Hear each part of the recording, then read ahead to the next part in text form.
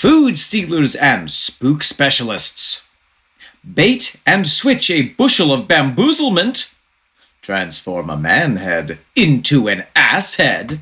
And please, whatever you do, don't throw me into the briar patch. Because it's time to talk Tull to me?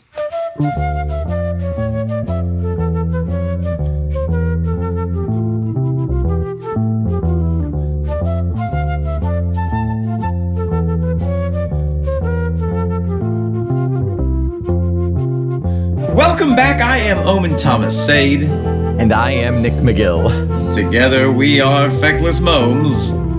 And this, you tricky little scamps, is Talk Tull to Me. A tumultuous trick-or-treat in the terrarium of prog rock, in which nose-tweaking Nick and obscuring Omen will wheedle our way into the cracks of every single stony song with which nice and naughty rock band Jethro Tull has ever surprised the unsuspecting public. We will give you the Joe Parrish heebie-jeebies, frighten the Scott Hammond horses, and exacerbate your John O'Hara jitters.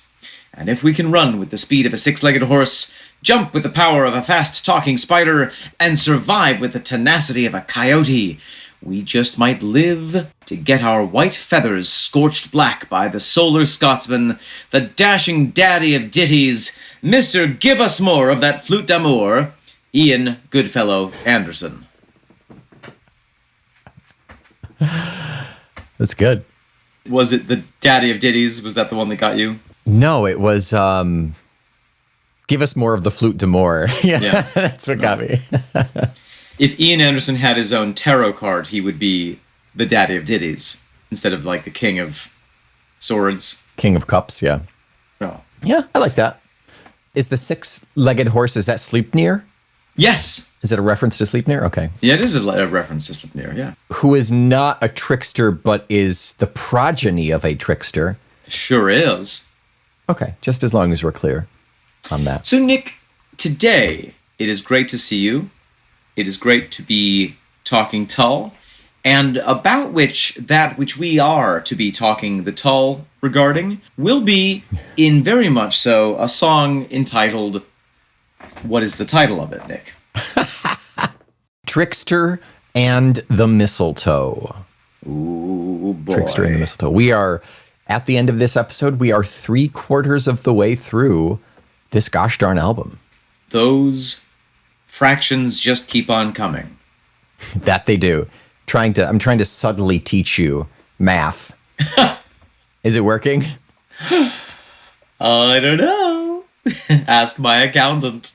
I can confidently tell you that it's 1007% working. Yeah. Shall we have a listen to Trickster and the Mistletoe? Yeah, why not? Let's do it. That's why we're here, Omen. That's what the judge tells me. This entire podcast has been community service.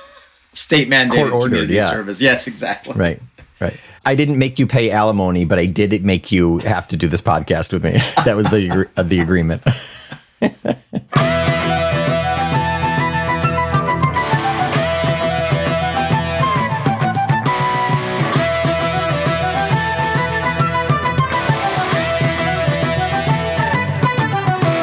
Nick. Omen. That was Trickster and the Mistletoe. It sure was. What are your initial thoughts when you heard this song open for the first time? What were your thoughts on Trickster and the Mistletoe? I think that this song is a good representation of the album, my experience of the album, in that when I heard, okay, it's going to be an album about Norse mythology, I feared that it was going to be ponderous. Yeah. And the first couple of tracks confirmed that fear. I was like, oh man, it's going to be this, going to be this like, this Norse, dirge, kind of like scary, spooky, misty stuff for the entire time. Tracks like this are so delightfully surprising. This and Allfather are both so fun because they're bringing the fun. They're putting the fun back in Norse mythology. And I think that is something that is sorely lacking in most representations of Norse mythology. Like, I think the Greek myths It's easy to find the fun in that, but I think that often Norse mythology, you're like, you get that sense of like, oh, everything's very much like this all the time. This is so delightful. I love this track. Yeah, it's a lot of fun. Musically, it's a sound that kind of comes out of nowhere. I feel like while Allfather is like straight out of left field, it feels sonically, it feels like it fits where it is. This one, it was just a straight up like, where is this coming from? Where did the Dropkick Murphys come in here? Like, why are they playing this? Yeah. Especially coming off the back of track 7, the perfect one. Yeah. Which does have more of that very serious, we're talking about a tragedy here. And then we're switching to the song that is about the executor of that tragedy, the impetus behind that tragedy. Mm-hmm. And it's like, right, let's drink a Guinness and put on our dancing boots and hop, skip, and a jump down the road. But the thing is, that jiggy sound is only a kind of a small portion, maybe a third of this song. It then gets into that kind of like trudging, and then we get some of those really like hard electrical stings too. Yes. So it's not just that like, I'm going to go to Boston and listen to faux Irish bands. There's so much more to it. You're right. They're not getting jiggy with it the entire time. Nah. Getting jiggy with it? Yeah? Yeah. Come on. Yeah, it's good. Come on, I know cultural references from the early 90s. 95? From the late 20th century. From the late 1900s. Mm-hmm. Yeah. That's when we were in our prime. Getting jiggy with it. Very well observed. We have that out of the gate sound, that Irish feeling kind of sound that harkens back a little bit to some of the folk albums, the folk triptych albums. I'm getting a bit of Heavy Horses bonus track, maybe, or even a little Broadsword, like a lighter piece from Broadsword. Yep, totally. Oh, and just to note, within that section, within the lilting section, we have accordion galordian. That we do. It's so much fun.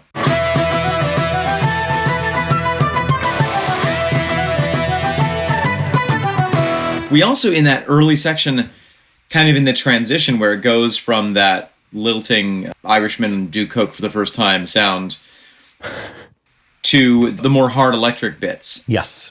We have this incredible, I love this first 30 seconds where you have some blank space, you have some negative space in the music, where you have that dum-dum. Yeah, we hear that a couple of times in here.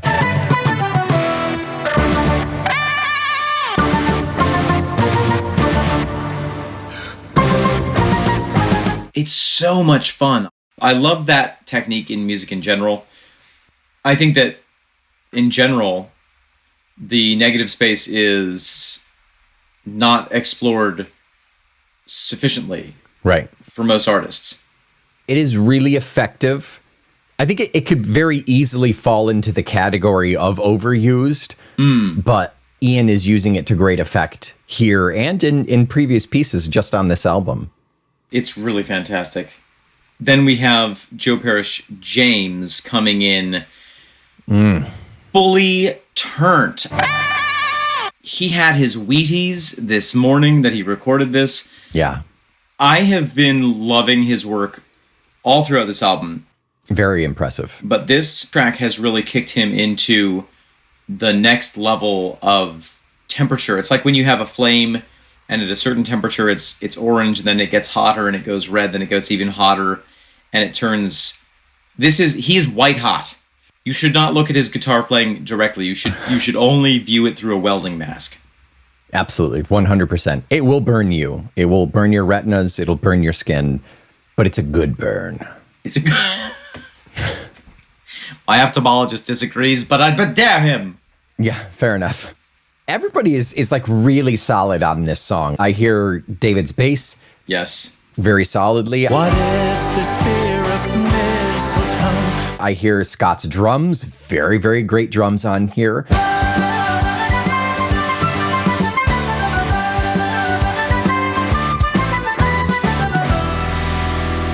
We have those like synth organ stings that follows after the really hard, like sharp electric. But there's also a plethora of synth strings in here beneath the waves. Yes. It's not like, oh my God, synth is happening right now. It's beneath, and it's really nice. If you can pick it out, it's very difficult to hear, but when you do, it's very flowy. It's nice. I like that touch.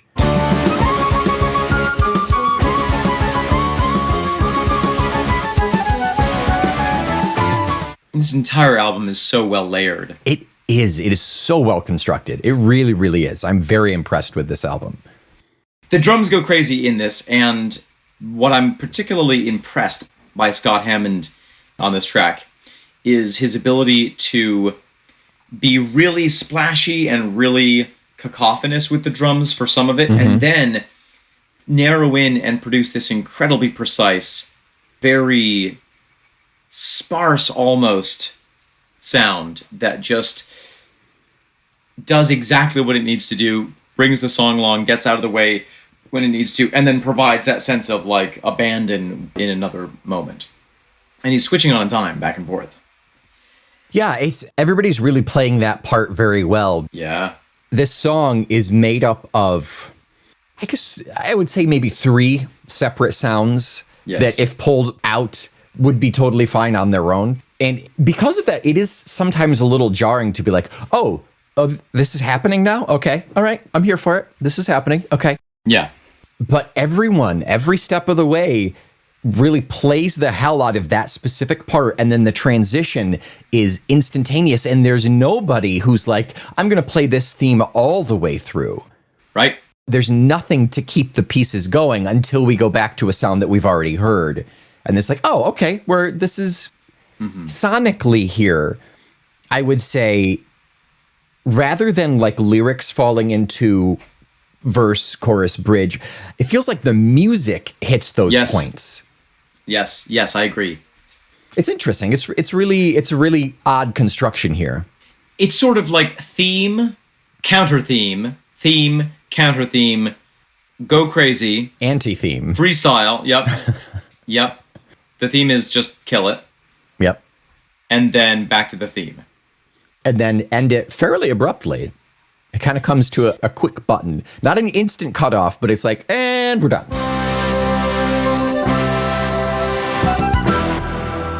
And that switching between all those different musical patterns that you observed, that's done so flawlessly, is made even more difficult by the fact that a lot of what they're playing is just chock full of 16th notes. It's very fast. Just teeming with very fast rhythms. It's lousy with them. Yeah. Infested. We have to spray for it.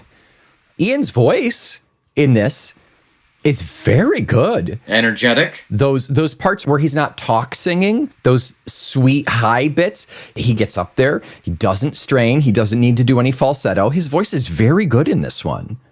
And even the talk singing is another unexpected element. I would expect listening to something like this that it would be just, okay, I'm going to try to, Irish tenor it. Yeah. Or rock scream it. Mm-hmm. But no, he has those lilty parts, and then he goes into that kind of almost gruff talk singing. Yeah. Yeah. At 2:10, thereabouts, Joe Parrish does some of the most spectacular guitar work that I think we have heard in Jethro Tull in a very long time, even rivaling some of Martin Barr's work. I can't believe I just said that. I know. Oh.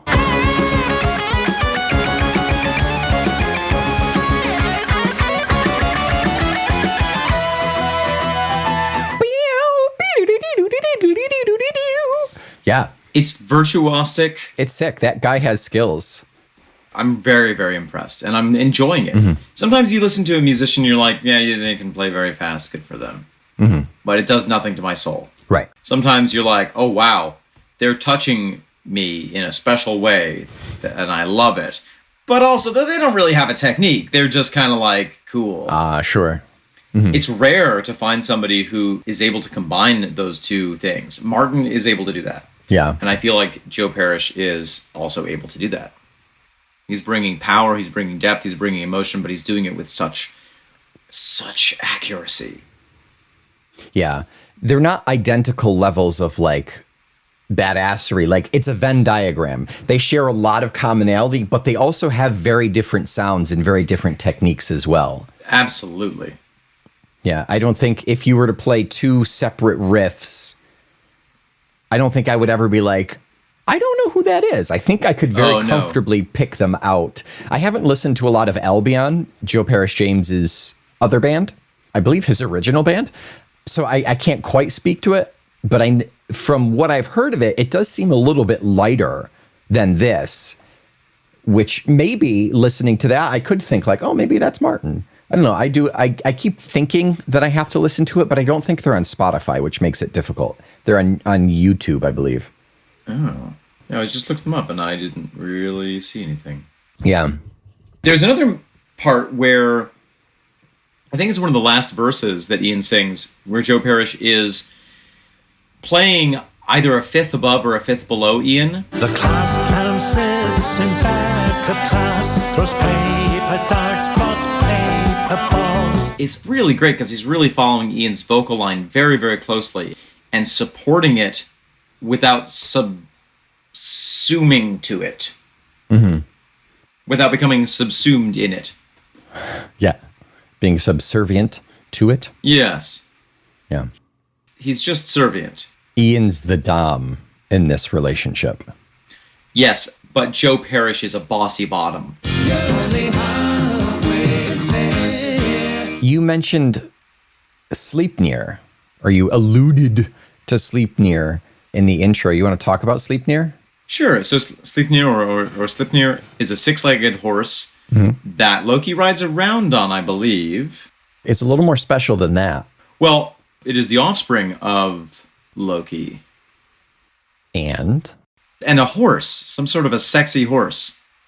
Kind of. Let's hear it. So the gods are like hanging around or whatever. They're thinking like, the giants are going to come attack us at some point. We should probably have like a wall to prevent it. Sure. Okay. This is sounding familiar. They're thinking, it's going to take us forever. It's going to take us forever to build the wall. And this traveler shows up with his horse and says, you know what? I can do it. And I'll do it in 9 months. I'll do it in 9 months, like 3 seasons, I think he said. And if I do it in that amount of time, you have to give me one of the goddesses' hands in marriage. Frigg, Freya. I don't think it was her. Probably somebody else. One of them. It could have been, yeah. And they're like, okay, we'll do it, but you only have 3 months or 6 months to do it. You've got less time. And they're like, why are we going to do that? He's not going to be able to do it. And they said, yeah, he's going to fail. And then we'll have half of a wall built. So we'll just do the other half. Practical to the last. He goes with his horse and he comes back and he's carrying these massive stones and this horse is dragging these massive stones back and he's building, he's going along and he's going at a clip and everybody's like, he's getting really close here. I don't feel comfortable with this. Especially Freya was like, no, this is not cool. So, I see where this is going. Yes. They go to Loki, the shapeshifter. Yes. And he turns himself into a very, very pretty horse. He turns himself into a mare. Yes. And attracts the horse away from this builder. To slow down the process. They disappear into the woods. The guy never manages to finish it and gets really pissed. He still tries and he gets really pissed. And it turns out he was a giant, of course. Right. And they were like, we knew you were a giant because you could carry so many stones and you could reach up there and you were just in disguise. So apparently the giants can shapeshift too? ? But after a certain amount of time, after the guy leaves, Loki comes back with a little baby horse with 6 legs. Yes. So he's a horse mama. He is. Yeah. Oh, yeah. Okay. I'm so glad that you recounted that because I had heard that story or read that story, and it's so beautiful and it's so Bugs Bunny of him. Like it is. Yes. Hello there, sailor. But it's sort of exactly. But it carries it a step further to, I'm not just gonna seduce you and then hit you over the head with a frying pan. I'm gonna follow through. I'm gonna follow through so hard I get horse pregnant.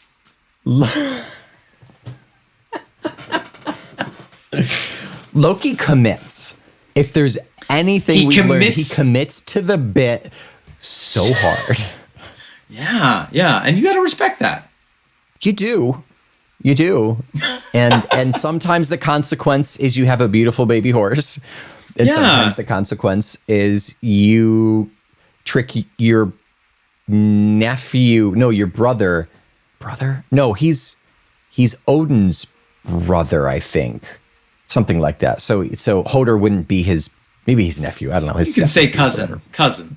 His cousin. You trick your cousin into killing your other cousin. Yeah. A little too far. Horse baby. Okay.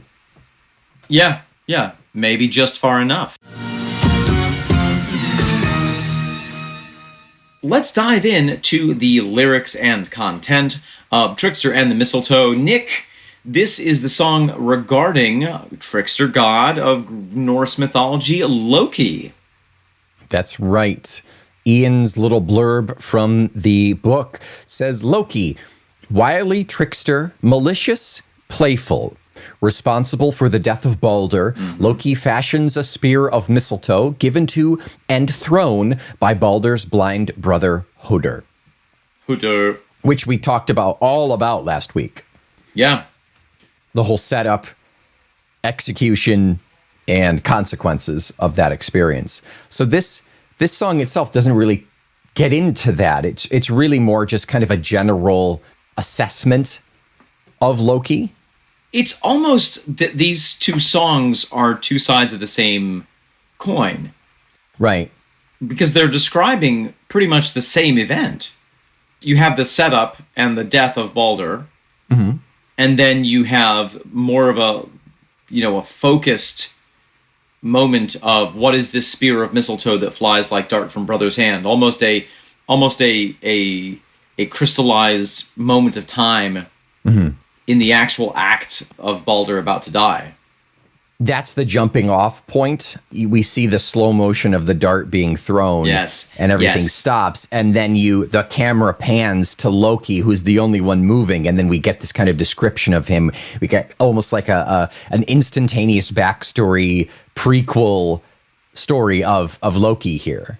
Have you seen Hamilton, the Broadway hip opera? I have not. It's on Disney Plus.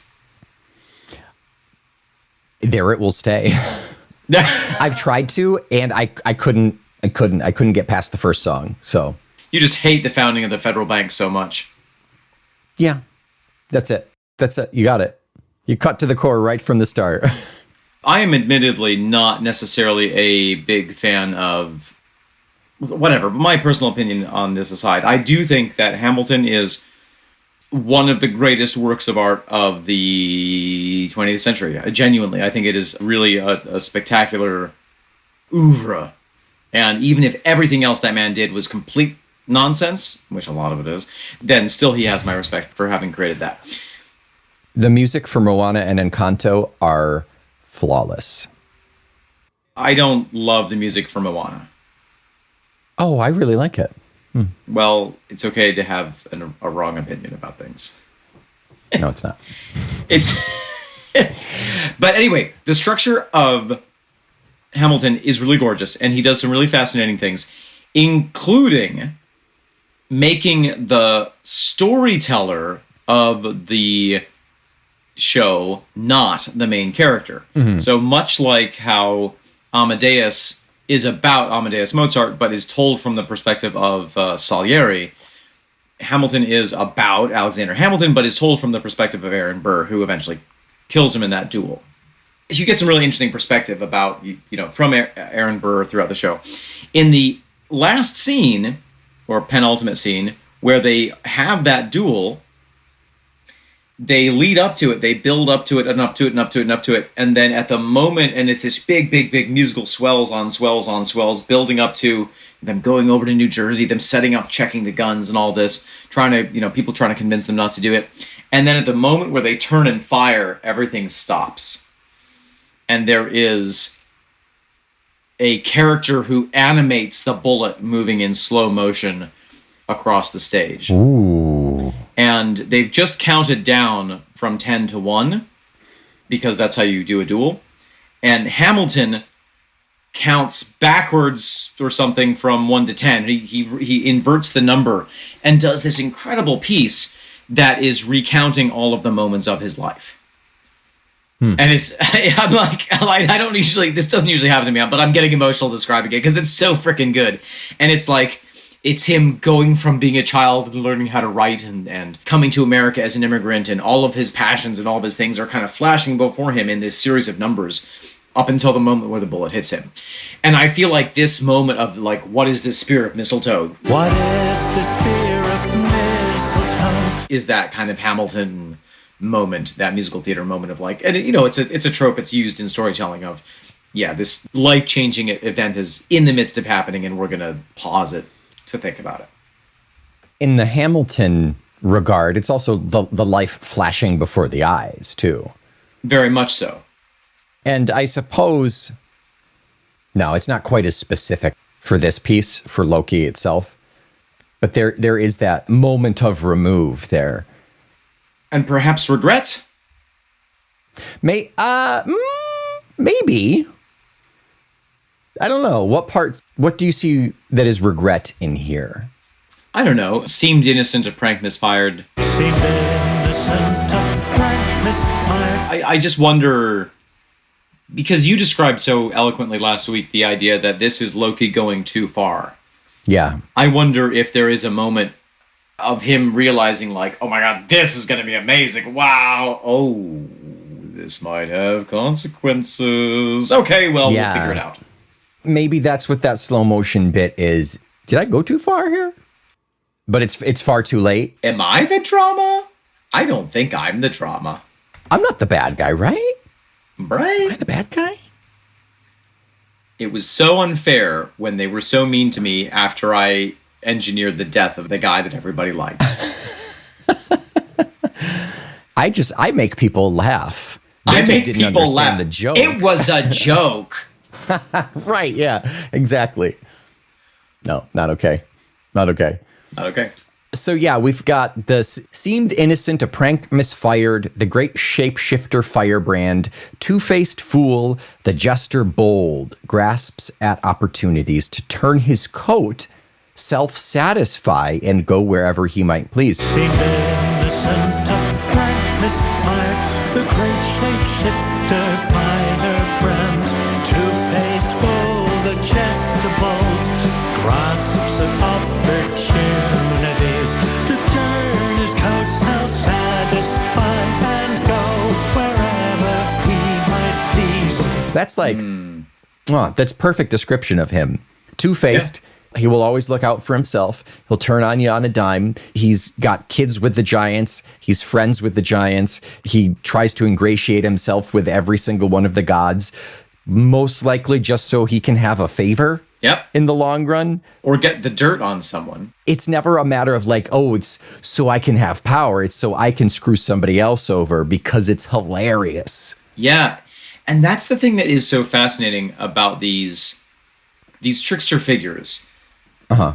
If you look at Hermes, who kind of is that role. Yeah. Or Brer Rabbit, or Coyote, or, all of these Anazi, the African spider. Anansi. Annunciate. Or the Monkey King. Mm-hmm. In Chinese mythology. Yep. The crow. The crow is also a trickster. Yep, the raven. Mm-hmm. All of them do stuff without thinking it through. Yeah. Like that sort of is the hallmark of a trickster character is they're going to do something that no one else can do. And they just have the impulse to do it and do it. And then realize, oh no, something bad has happened to me because of that. Yeah. Right. And they never learn their lesson. No, never. Or something good has happened for humanity. Right, yeah. That's a good point. That's a lot of those trickster myths are those explanatory tales of that's why we have mountains, and that's why we have a coconut tree, and that's why we have this and that. You know, there are other stories where like this god did this or whatever, but I feel like a lot of it falls on the backs of the tricksters for that to happen, because it's always an unexpected consequence. It's always inadvertent, but it happens. And it turns out that humanity, the mortals, can benefit from it after they put out the fire. Or, yes, I read a theory once that trickster figures came from the observation of certain animal behaviors, such as food stealing. That there are certain animals that will, instead of hunt, they will wait until something else hunts, and then when the animal is dead and the hunter is all tired out, they're like, shkadoop. Yeah, hyenas are notorious for that, yeah. Absolutely. Or I was just talking with my mother-in-law about the cowbird. The cowbird will find a nest that has eggs in it of a different species, kick out one of the eggs and lay its own egg in there, and then that's it. They don't rear their own chicks. They let somebody else do it. It's just like the cuckoo. It's the cuckoo. Oh, the cuckoo. Yes. So this idea of unfaithfulness to the order of things. Yeah. To tricking the system. Yeah. I think is very much at the heart of the trickster mythos. Even Prometheus, in a way, is kind of a heroic trickster. He steals fire from the gods. Yeah. And gives it to his favorite creation. Right. Exactly. What would be the trickster in the Christian context? Satan. Satan. Have this apple. Psych. Now you know you're naked. Yeah, and I think that's why I like, okay, no, you're totally right. And B, this is why I like other mythologies, because in a lot of the mythologies, the trickster isn't evil. Even Loki isn't really regarded as evil. He's just very bad. Yeah. And caused the destruction of the world. Christianity feels like the Judeo religions are the most black and white. Anti-fun. Yes, also that. Yeah. And there's far more wiggle room when it's kind of a more of a loosey-goosey religion / culture, you know, Greek, Roman, Norse, indigenous peoples, things like that. Yeah, totally. Yes, the Native American cultures are famously loosey-goosey. That they are, after they have peyote. Actually, probably not. That's a ritual substance for them, right? It's not recreational. No. It's religious. It's only recreational for the gringos. Right. Even though you are correct in saying that Judeo-Christian culture has precious little room for tricksters officially, by that same virtue, it was tradition in the European courts for royalty to keep fools. Mm-hmm. And the fool is often called the sacred fool or the divine fool. Power structures, intense hierarchical power structures, often need a pressure valve. Yeah. And so having a fool who can say the thing that nobody else can say the obvious thing that no one else can say, rebuke the person in power. Right. It's a great example of that in Twelfth Night. Shakespeare's clowns are a good example of that too, yeah. Yeah. When Olivia is getting too depressed and Feste says, "Take the fool away," referring to her, and proves to her by logic that she is overdoing it with grief for her brother. So it's interesting that even though in the religious text of the culture, there isn't necessarily room for that. I mean, maybe in a way, Jesus is the trickster. I mean, Vicar John is very comfortable and confident in saying that he had a sense of humor.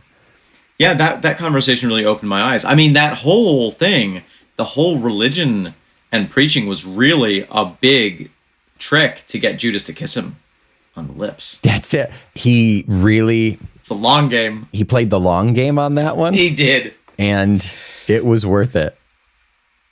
Going back to Feste really quick, have you ever read Christopher Moore's Fool? No. It's told from the point of view of who's the fool in Lear. I think he's just called the Fool. Okay, in the book he's called Pocket, but it's so good. And there's a second one too. I don't remember what it's called, but I had both of them until I lent them and never received them back. And now I don't lend people my books, but I highly recommend them. This is why I don't borrow books. Because I don't know how to read. Because I have enough doorstops. But yes, highly recommended. Back to Loki. What is the reference? Little giant, skin so thick. Little giant, skin so thick. Why is he referred to as little giant? I can tell you why. I know that there's some association with Loki and the giants, the Jotun. Jotun. The Jotun. He has a giant mistress. Angerboda. Yep. He cavorts with the giants. And in the Marvel universe, they've taken the step of further associating Loki with the giants to say that his mother was a giant or his father was a giant. His dad. Yeah, his dad is a giant. It's Farbauti is a giant. It was his father, yeah. In the actual mythology.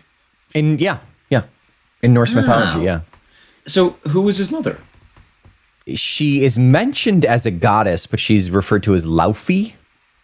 He's frequently referred to as Loki Laufey Yarson, which is the matronymic, so son of Laufey. That, I believe, is why he's referred to as Little Giant. Right, yeah. To answer your question that you just answered for me after asking me, which I thank you for. Score. But also, I think that it's fascinating to see in a system where you have these worlds that are separate.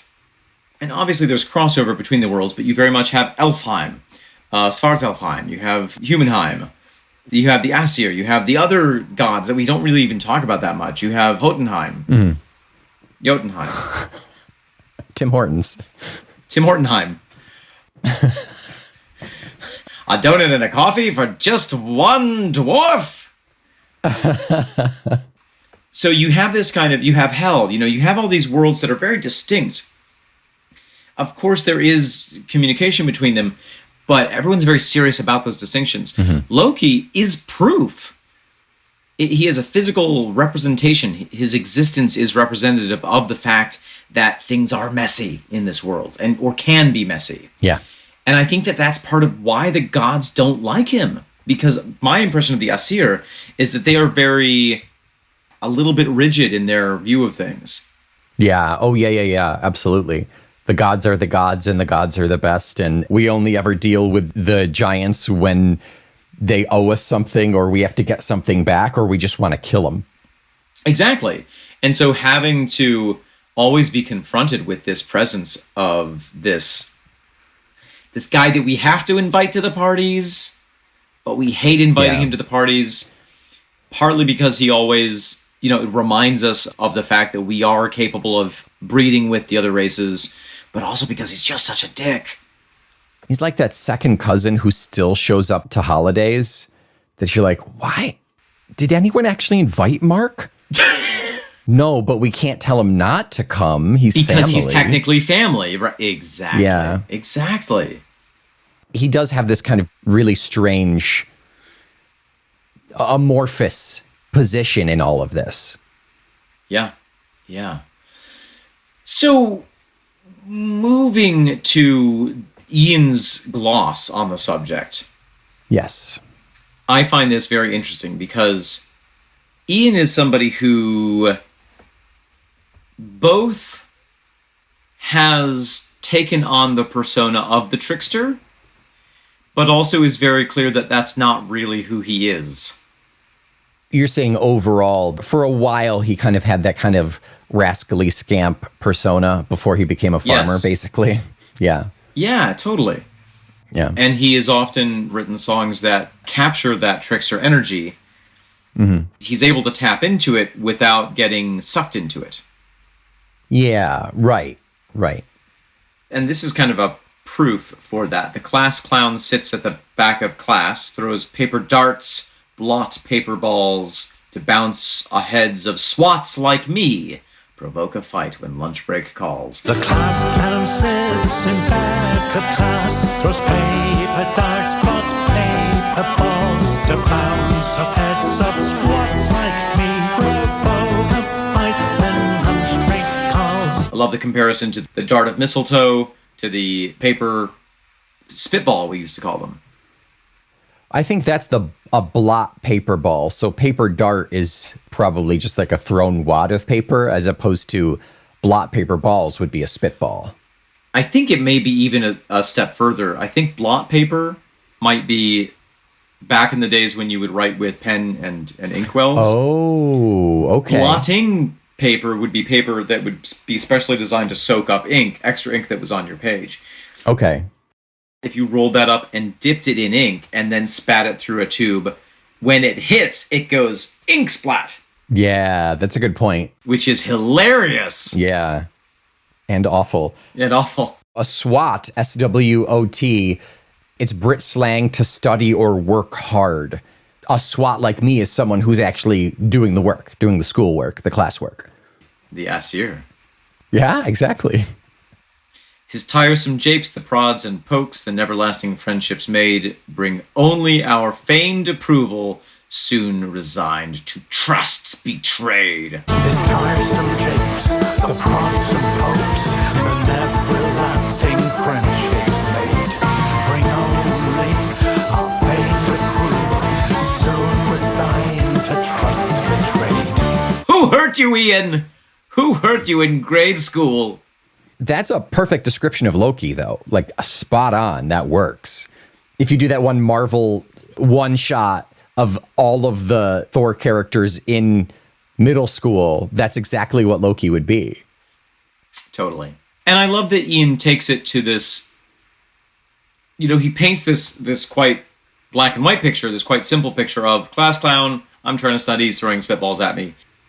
And he could end it there and just say, I always hated that kid. Right, yeah, what a dick. But I love that he takes it this step further of like, not only did I hate that kid at first, the real thing that I hate is that he made me his friend. And then I felt obligated to be friends with him, and then he betrayed me. Yeah.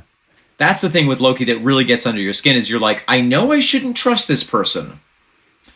Why am I trusting this person? Oh my God, why did I ever trust this person? Yeah. Yeah, there's a charisma there. Exactly. He gets beneath your defenses and uses that to his advantage. Hey, Hoder, let me help you out, buddy. You want to experience this? I've got the thing for you. Just throw this dart. Right. Don't trust Loki. Don't trust Loki. Don't trust Loki. But I don't trust Loki. want to have fun. Okay, Loki. Yeah, exactly. He recognized the weakness of the moment of Hoder being kind of out of place, and he took advantage of it. Mm-hmm. Going back to the biological function of trickster inspiration beings, that's what those animals do. Yeah. Like the crow coming and stealing the food from a wolf that's just hunted something down. Yeah, right. Or a raven coming and stealing something, because the animal is so tired from having hunted. That is their weakness. That is their strength and their weakness. Right. The trickster is cunning because it can use its cun. It can use its cun. It knows how to work the system to get the greatest results with the least amount of effort. That's it. And plausible deniability a little bit. Like Loki said, I didn't throw the dart. I just wanted to help Hoder art. I didn't know that Mistletoe was the only thing that had not signed on to the petition of Don't Hurt. Yeah. Freya said that she talked to everybody. It's really Freya's fault. Yeah. I assumed that she meant that. Yeah, exactly. Oh, God, I love it. It's really good. I love that kind of character. That's very much, that's kind of the character that I'm playing right now in Measure for Measure. Very Lucio. Always finding an angle, always finding how to not be attached to the consequences of his actions. Yeah. always figuring out how to manipulate people to their faults. It took me forever to realize this, but the whole fact that he not only goes and talks to Isabella to say, yeah, your brother wants you to go and talk to Angelo, but because he knows who Angelo is, and he sees what a unique woman Isabella is, he does what he does best, which is to pimp. And so he's like, I think I can pimp to my advantage. I'm going to pimp harder than I've ever pimped before. I'm going to pimp a nun to Mr. Asceticism over here. Everyone hold my pimp cane. I'm going to pimp. Everyone told me you couldn't possibly pimp a nun. I said, hold my pimp juice, baby. So here's a question. Yeah. Do you remember when we got somebody writing into us saying that they were that little boy who was the inspiration for Thick as a Brick? Gerald Bostock, yeah. That they were Gerald Bostock, that they had gone to school with Ian, and they were living in this fantasy of that they had showed Ian up in a poetry contest, and Thick as a Brick was Ian's getting revenge on them. Yeah, I do. We corresponded back and forth like maybe twice, and I was like, you know what? I'm going to give this guy the benefit of the doubt. Let's meet up. I want to talk to you. Absolutely. Let's set up a meeting. Let's do this. Never heard back from him again. I think I'm going to find that email and use that as a feckless now that I think about it. That would be a really good episode. I think ultimately, what am happening is that we ultimately were like, this is a great story. Like, regardless if this is true, this is such an amusing story. Right. We would love to go further with you on this path, but you have to provide some kind of proof that you were at the school, that you know, anything, and tumbleweeds. Failed to produce any proof. Nothing. Right. But this little two stanza moment kind of could exist in that universe, in that alternate universe of that Gerald Bostock made me be friends with him and then betrayed me with his poetry. Or is it really the case where Gerald is talking about Ian in that sense, based on that email that we got from him? That Ian was the class clown, that Ian was writing this reflexively about his own behavior. And Gerald was the SWAT. Nah. Yeah, probably not. I forgot all about that. I love that idea. Old Jerry B. I am going to forever now say that I'm part of a SWAT team. I study really hard. It's not SWAT, it's SWOT. Yeah. Nick, anything else to say about Trickster and the Mistletoe? The only thing that I want to mention is that this kind of fits into the song, the sonic, the first half, but it works here too.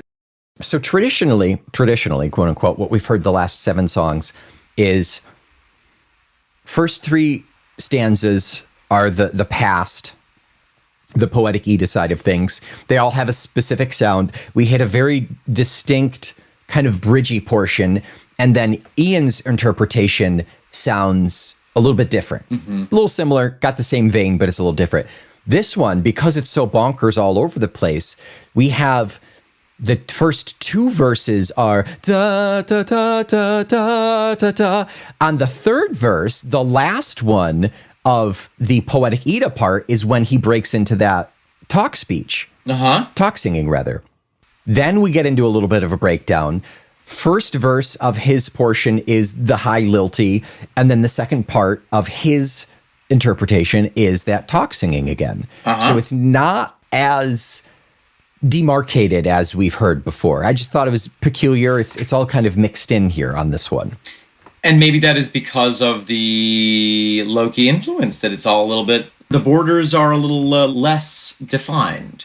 Yeah, they bleed onto both sides. I think that's, whether we intended or not, it works pretty darn well. I think that sonic representation of Loki really fits with this song. And it can't be terribly convenient that it's on this song and it's the only time we've heard it so far. Yeah. You know? It is very interesting. Just a little note about Mistletoe. After the incident, Frigg, who had previously said, oh, Mistletoe is too young to swear, she went to the Mistletoe and she said, you will never again be used as a weapon. Ever, ever, ever, ever.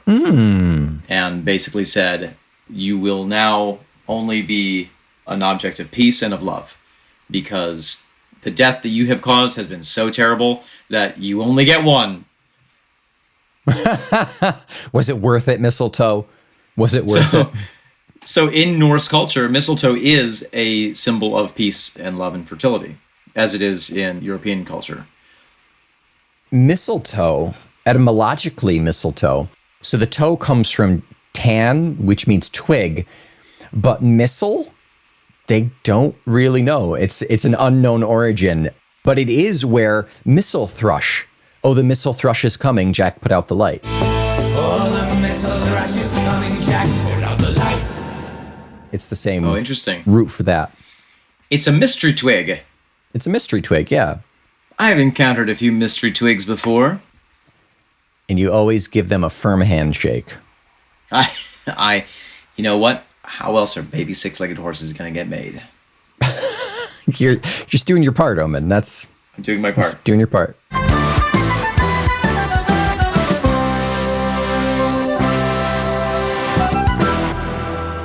Nick, what are we talking about next week when we will be 9/12 through this album? Next week, if I remember correctly, is another kind of odd sounding one.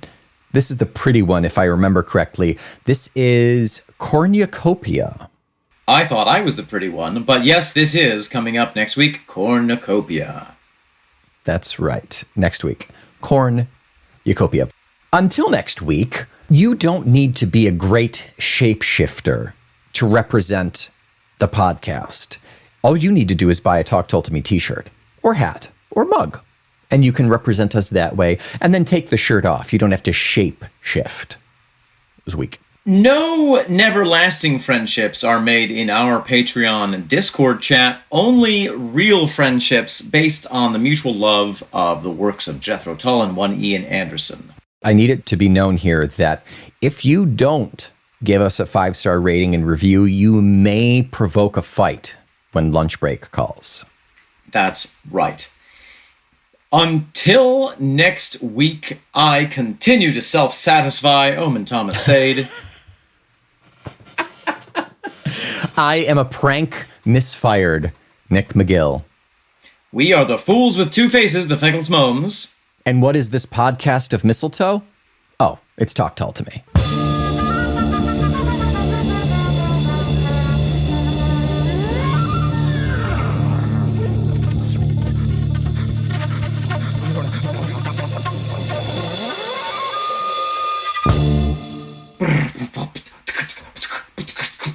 Oh, Sleipnir, come here.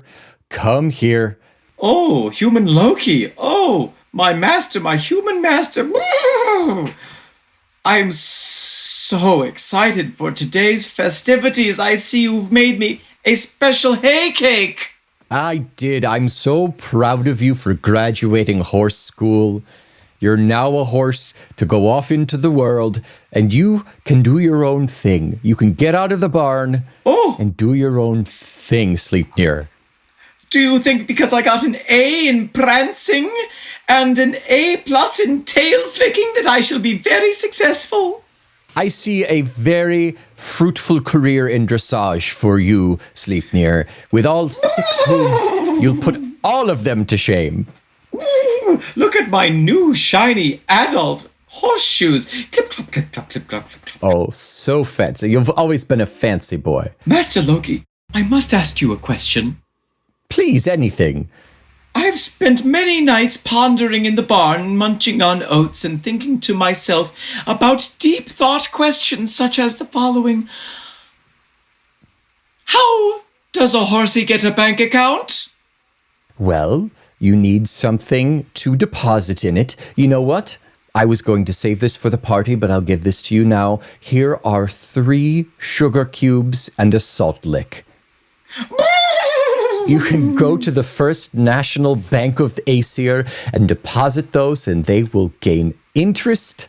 Oh, I cannot wait to count my sugar cubes and watch them grow. Oh, Loki, good Master Loki, I have another question for you. Yes, absolutely.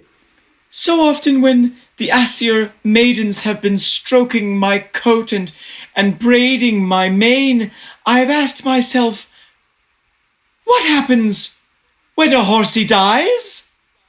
Well, a horsey goes off to the great Valhalla, of course. If you are an honorable horse, you go to Valhalla. Oh, what happens if you were bad horsey? If you're a bad horse, you go to hell. Oh! My sister, actually. Auntie Hell. You'll go see Auntie Hell. Oh, well, then in that case, I hope that I will be a bad horsey. Oh, I hope you will. I raised you right. Master Loki, I have one more question for you. Yes. Where did Sleipnir come from? Who are Sleipnir's mummy and daddy horsey? Oh. I must know, for to get into horsey graduate school, you must fill out a full family history. That's right. Your stock. If you are claiming to be thoroughbred, you have to provide your lineage. I understand that. Well, your father was a very handsome stallion who could pull many, many, many rocks and stones on a sled. He was so strong. That's why I am so strong and... Correct. And why my prancing is so robust. Watch this, Loki. Trot, trot, trot, trot, trot, trot. Oh, yes. There's those moves that I taught you. Yes. Oh, those fancy moves. Your withers quiver. Who is my mummy horsey? Oh, yes. About that. Your mummy horse, he loved you very much. Was she very beautiful? The most beautiful horse. Only the most beautiful mommy horse for your handsome, strong, brave daddy horse. Of course. Was daddy horse very much in love with mummy horsey? Indeed, he was. He was so in love they made you upon their first meeting. Is mummy horsey still alive? Does she prance in the forever meadows of the Valhalla sphere? I think that's probably not likely. I don't think she'll be going to Valhalla. But... Oh. But she might be with Auntie Hell. What? You mean she was a bad horsey? Just like you're a bad horsey. Oh, yes. Just like I'm a bad horsey. Wait, Right. just you're a bad horse. What's this in the family photo album? I mean, it's time I told you the truth. What? Sleipnir.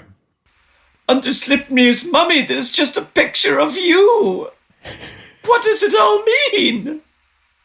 When a daddy horse and mommy horse that's actually a shape-shifting trickster god fall in love, Yes? they have Sleipnir. But that means that Talk Tull to me is nothing but a proud member of the Feckless Momes Audio Network. Nay! True. I love you, Sleipnir. Nay! Trot, trot, trot, trot, trot, trot, trot, trot, trot.